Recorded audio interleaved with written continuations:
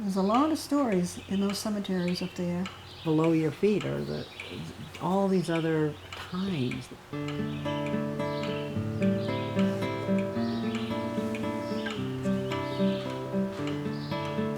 This guy, I went to interview him, and I wanted to hear about his brother, because his brother was killed in World War II. And so I came into his house, a little tiny house. In fact, that morning he'd had a chimney fire. So now the house is cold, and it smells like smoke and creosote in there.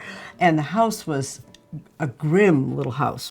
On the wall was a picture of a young sailor, and I knew right away that was his brother. I wrote the story, and it's in the book, and I was going to take it back the next day for Clarence to read and see if he approved of it.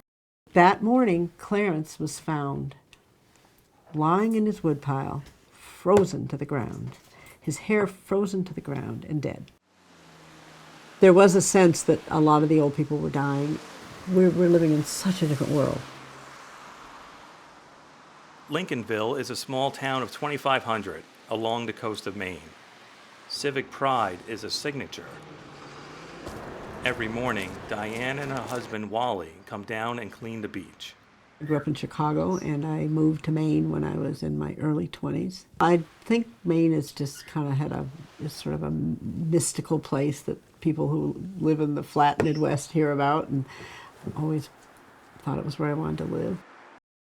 This girl from Chicago not only became a local, but after 40 years, she and Wally became a center, weaving rag rugs, selling eggs and vegetables, and Diane has become the town historian.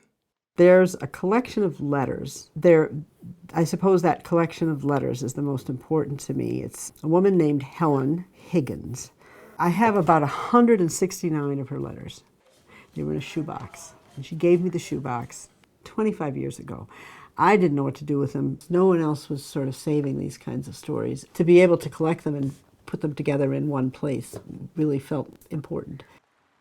The thing about Lincolnville and towns like Lincolnville, there's still people living here who are descended from the first settlers. So the earliest families are represented among living people. The attics are still full of trunks of papers, and there's stuff that's out there. Nearly the entire top row, right and rear, are all Youngs. You're going to find that just about everybody here is related. Connie Parker curates the Lincolnville Historical Society.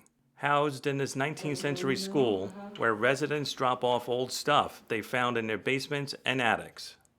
People can get hung up on that stuff, and it's just stuff, and it's in any small town, any New England town, you're going to find the same stuff that you find in our museum. I think it's the stories that go with the stuff that make it. But not everyone is accounted for. Coralyn Sen wants to know more about one undocumented resident. William Delano, who died March 15th, 1826, age 26. He's not in the census records. He's not in the vital records. We've looked at military records. We've looked just about everywhere. And Coralyn spends about every waking hour at the Registry of Deeds. This is the part that took a while to read. His Savior's smiles dispelled the gloom and smoothed his passage to the tomb. I think that anytime you put a story to something, people get interested in it. For Diane O'Brien, it's the stories in that shoebox of letters that stay with her. I suppose that collection of letters is the most important to me. No one else was going to care about them, so I kept them here at my house and began reading them and transcribing them. And finally, about a year ago, finished transcribing these 169 letters. She was a poor girl from Lincolnville. She was becoming a teacher. So the letters are between she and her mother.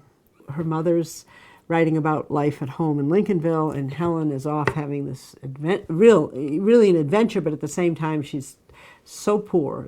She stays in my mind, and she's buried in the cemetery not far from here, and I visit her grave and just, wish that I could talk to her, because I feel like I know her so well.